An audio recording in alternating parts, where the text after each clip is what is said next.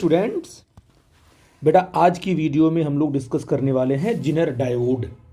Okay, इसके पहले हमने आपको बताया था कि जिनर ब्रेक डाउन क्या होता है, ठीक है ना। और जो जिनर ब्रेक डाउन होता है वहाँ पर जो डायोड आप यूज कर रहे हो ना, वही डायोड कहलाता है जिनर डायोड। मतलब जो जिनर डायोड आपका है, यहाँ पर पॉइंट आउट कर सकते हो, ये क्या होता है, हेवली डोप्ड होता है ना। ये हेवली डोप्ड होता है और ये क्या है, आप ये कह सकते हो कि हेवली डोप्ड है। और साथ में इसमें जो डिप्लीशन लेयर होती है वो क्या होती है,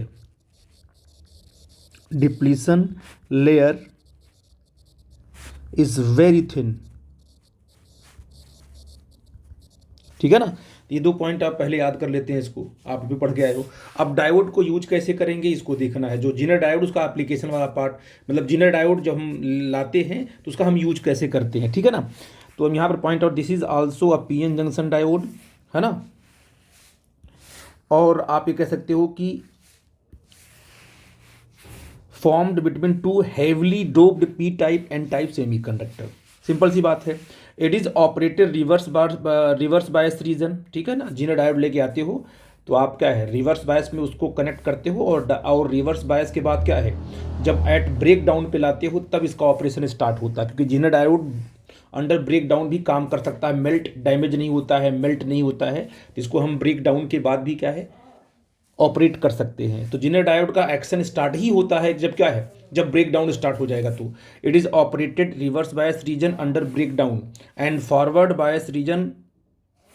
मतलब अगर इसको रिवर्स बायस में ऑपरेट कर रहे हैं तो आपको ब्रेक डाउन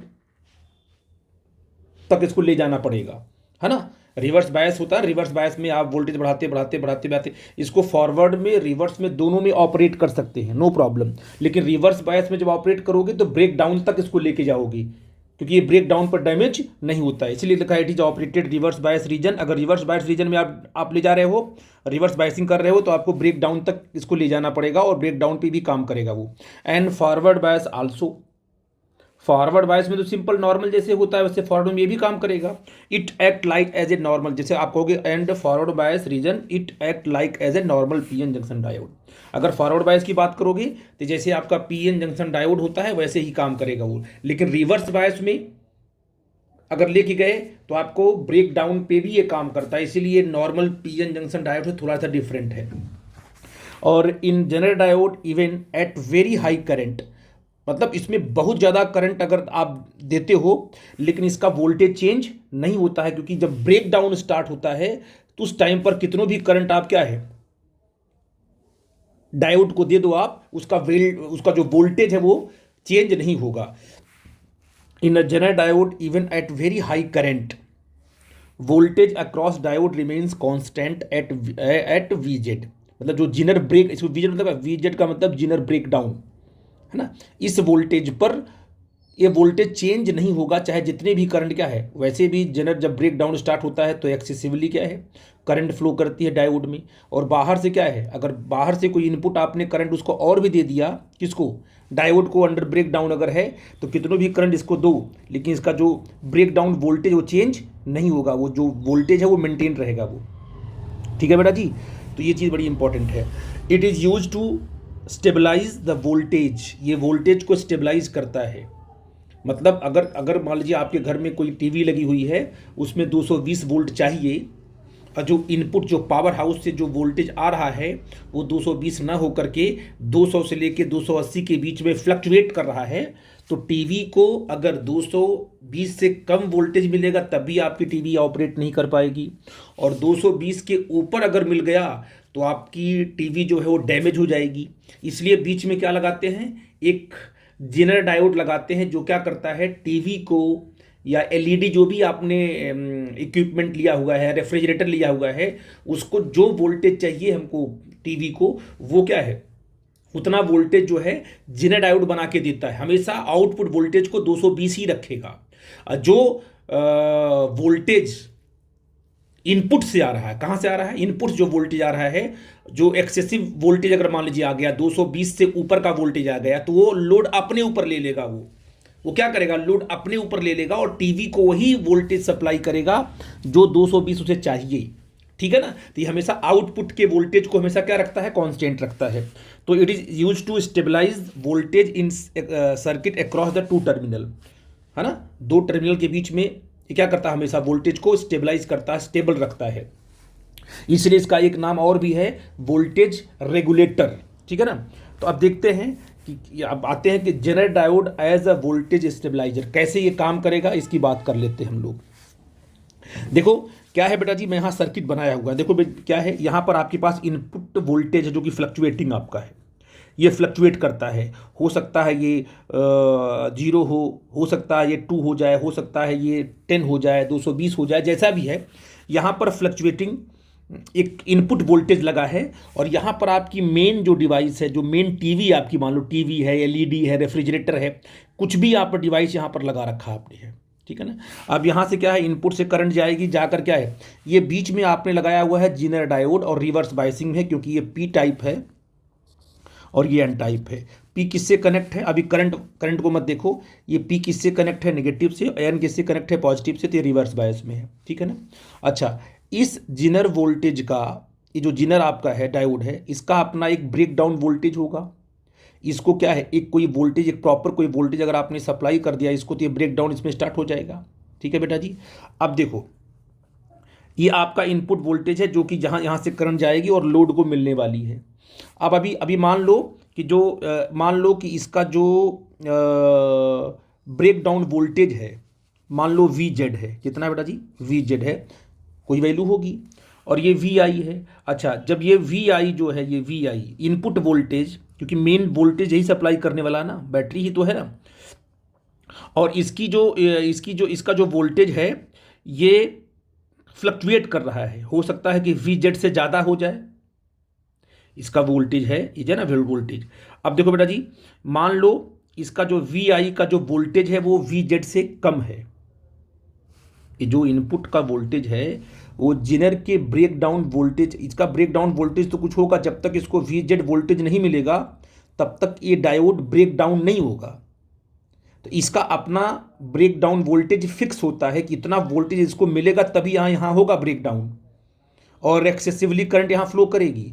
और अगर वी जेड के बराबर इसको वोल्टेज नहीं मिला तो ये सिंपल रिवर्स बायस में ही काम करेगा। जैसे रिवर्स बायस में आपका नॉर्मल पीएन जंक्शन डायोड काम करता है, वैसे रिवर्स बायस में काम करेगा, और कोई भी करंट इसमें फ्लो नहीं होने देगा क्योंकि रिवर्स बायस में है। हाँ, जब इसके वोल्टेज को आपने क्या कर दिया, इसके ब्रेक डाउन वोल्टेज के बराबर कर दिया, तो इसमें ब्रेक डाउन स्टार्ट हो जाएगा और एक्सेसिवली करंट इसमें फ्लो करने लगेगी। ऐसा आप समझो इस बात को। तो यहाँ पर एक इनपुट वोल्टेज है, मेन वोल्टेज आपका इनपुट है।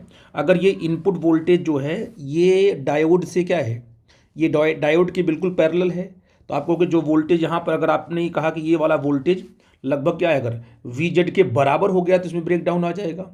लेकिन वी आई की वैल्यू मान लो वी जेड से कम है तो क्या होगा, यहाँ से करंट जाएगी। यहाँ पर लगाया होगा हमने एक रेजिस्टेंस लगा, इसको बोलते हैं इनपुट रेजिस्टेंस, यहाँ ऑलरेडी लगा रहता है रेजिस्टेंस क्योंकि सर्किट कनेक्शन आपका ना, तो यहाँ पर आपका इनपुट रेजिस्टेंस है। इसके बाद जो ये आपका मेन जो है आपका ये आर एल जो बनाया है ना, इसको बोलते हैं लोड रेजिस्टेंस। ये टीवी का अपना लोड है, क्योंकि हर जितनी भी कोई भी आपने अगर यहाँ पर इलेक्ट्रिकल डिवाइस कोई लगाओगे तो उसके पास उसका अपना रेजिस्टेंस होगा। तो अच्छा, अब देखिए क्या बेटा जी, मान लो अभी जो है जो ये इनपुट वोल्टेज है, ये इनपुट वोल्टेज मान लो कम है किससे, वी जेड से। तो जब ये वी जेड से कम होगा तो यहाँ ब्रेक डाउन होना ही नहीं, क्योंकि यही बैटरी तो इसको वोल्टेज सप्लाई करेगी। तो अगर वी आई वी जेड से कम है तो पूरी की पूरी करंट यहाँ से फ्लो करती हुई इसके पास आ जाएगी, कोई दिक्कत की बात तो नहीं है। ये पूरी की पूरी करंट यहाँ आती रहेगी और ऐसे फ्लो करती रहेगी, और ये पूरा का पूरा diode as a open circuit behave करेगा। क्यों? क्योंकि ये रिवर्स बायस में है। अच्छा, व्हाट हैपन, अगर मान लो कि वी आई की वैल्यू एक्सेस हो गई, बढ़ गई, है ना, ज़्यादा हो गई, है ना, तो क्या होगा, अगर इसकी वैल्यू ज़्यादा हो गई तो ये करंट भी क्या है, ज़्यादा फ्लो कराएगा। और जैसे ही वी जेड के बराबर होगा, ये वी जेड के बराबर हो गया, उससे अधिक होगा तो यहाँ तो ब्रेक डाउन हो गया, ठीक है ना। तो यहाँ पर वी आई जब ज़्यादा हुआ तो यहाँ से ये जो करंट है, मेन करंट जो यहाँ से निकल रही है वो भी क्या होगी, ज़्यादा होगी, यहाँ से निकल के जाएगी।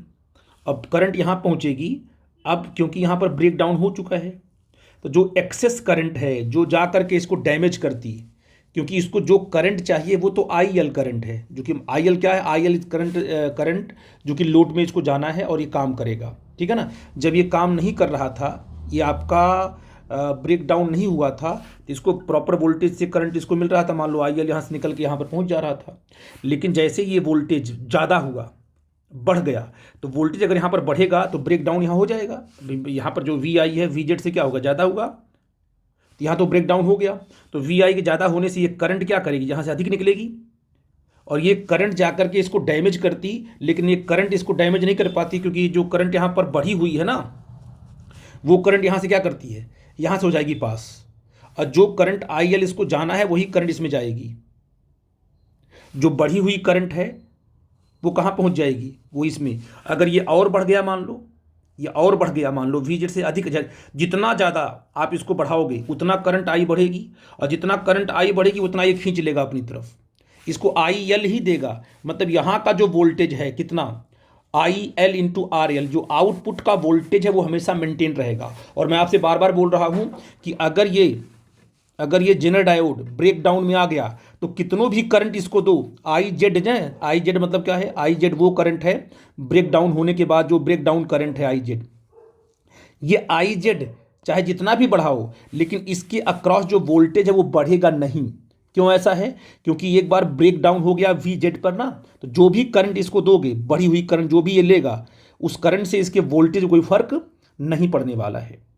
तो सारी की सारी करंट को ये ले लेगा, जो एक्सेस करंट है, जो इसको लोड को डैमेज करने वाली करंट है, वो सब का सब ले लेगा। सिर्फ इधर कितना भेजेगा, वही करंट यहाँ भेजेगा, जिससे इसका आउटपुट क्या हो, मेंटेन हो।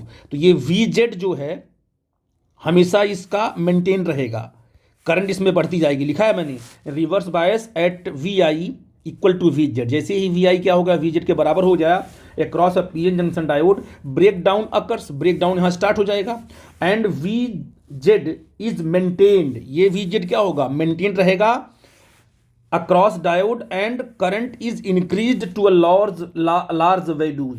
चाहे करंट इसमें कितना भी इंक्रीज कर दो, लेकिन इसका वी जेड चेंज नहीं होगा, ठीक है ना। तो मैंने यहाँ पर देखो इक्वेशन से मैंने इसको प्रूव करने की कोशिश की है। जैसे मान लो रेजिस्टेंस यहाँ लगा हुआ है, रेजिस्टेंस यहाँ लगा हुआ है, मेन बैटरी आपकी ये है, ये आपका इनपुट वोल्टेज है। क्या यही वोल्टेज यहाँ भी ड्रॉप होगा, यहाँ भी ड्रॉप होगा?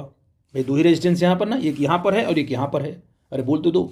तो आपने कहा कि यहाँ पर आर है, यहाँ पर आर एल है, तो बोलो आपने कहा कि सर इसमें करंट क्या जा रही है, आई आर जा रही है, इसमें करंट क्या जा रही है, मान लो आई एल जा रही है। तो यहाँ पर ड्रॉप कितना होगा, I L into R L, यहाँ पर कितना होगा, आई इंटू आर होगा। यही तो वी आई के बराबर होगा। यही तो बोला था, क्या बोलते हैं कि के वी एल बोलता है, किरचॉफ वोल्टेज लॉ। तो आई इक्वल टू क्या आपने कहा कि I Z plus I L, ठीक है। यहाँ से दो पार्ट में डिवाइड होना है। इनपुट वोल्टेज कैसे डिफाइन करोगे, इनपुट वोल्टेज क्या है, I R plus I R into R L, ठीक है ना। आपको पता है, या तो आप I R I L R L क्या है, वी आउटपुट के बराबर है, तो उसको हम मेंटेन कर दिया हमने, ठीक है ना। अब क्या होगा, यही तो आपके हाथ में जो बढ़ रहा है, जो फ्लक्चुएट कर रहा है। जैसे ही वी आई बढ़ेगा, ये क्या होगा, वी आई बढ़ेगा, तो वी आई के बढ़ने से आई क्या हो जाएगा, बढ़ जाएगा, आई बढ़ जाएगा, ठीक है ना। मतलब वी आई बढ़ा तो आई बढ़ के ये वोल्टेज बढ़ जाएगा और ये मेंटेन रहेगा। इसके बढ़ने से ये वाला पार्ट बढ़ेगा, ये वाला इनपुट वोल्टेज बढ़ेगा, तो ये वाला वोल्टेज बढ़ जाएगा, ये वाला वोल्टेज बढ़ गया, लेकिन ये वाला वोल्टेज मेंटेन रहेगा। क्यों, क्योंकि यहाँ पर आई एल, ये वाला आई एल नहीं बढ़ रहा है। तो आपने कहा कि अगर ये वी आई बढ़ा तो आई बढ़ जाएगा, इसको मेंटेन, इक्वेशन को मेंटेन करने के लिए, और आउटपुट हमेशा कांस्टेंट रहेगा। और आई जब अगर मान लीजिए आई बढ़ गया, तो आई बढ़ने के बाद यहाँ पर आई क्यों नहीं बढ़ के जा रहा है, क्योंकि जो आई यहाँ पर इंक्रीज हुआ है इसमें, उस आई की वो वैल्यू जो एक्सेसिव वैल्यू है इसमें चली जा रही है, और इसमें सिर्फ आई एल आ रहा है, इसलिए मेंटेन है ये। यहाँ लिखा है मैंने, इफ़ आई को इंक्रीज करो, अगर वी आई इनपुट आपने इंक्रीज किया तो जो मेन करंट है वो इंक्रीज कर जाएगी। जब मेन करंट इंक्रीज कर जाएगी तो इसका मतलब क्या हुआ, अगर मेन करंट इंक्रीज कर गई तो इस लोड में भी करंट इंक्रीज करनी चाहिए थी, लेकिन नहीं करेगी। क्यों, क्योंकि large current I Z will flow through the Zener diode keeping I L constant. Large value maximum जो है ना, जो एक्सेस अमाउंट ऑफ करंट है ना आई का, वो इसमें फ्लो कर जाएगा। मान लो वी आई कम होगा, क्या हो वी आई, तो वी आई अगर कम होगा तो वी आई कम होगा तो आई कम हो जाएगा, वी आई कम हुआ तो आई कम हो गया, लेकिन क्या है हमेशा कितना ही भेजेगा इसको, आई एल ही भेजेगा ये। तो आप कह सकते हो कि वी आई कम हुआ तो मेन आई कम होगा, मेन आई कम होगा तो अब जेनर डायोड में कितनी करंट जाएगी, छोटी कम करंट जाएगी, क्योंकि उसको आउटपुट में कितना भेजना है, आई एल के बराबर भेजना है। इसलिए ये क्या करता है, हमेशा आउटपुट को मेंटेन रखता है।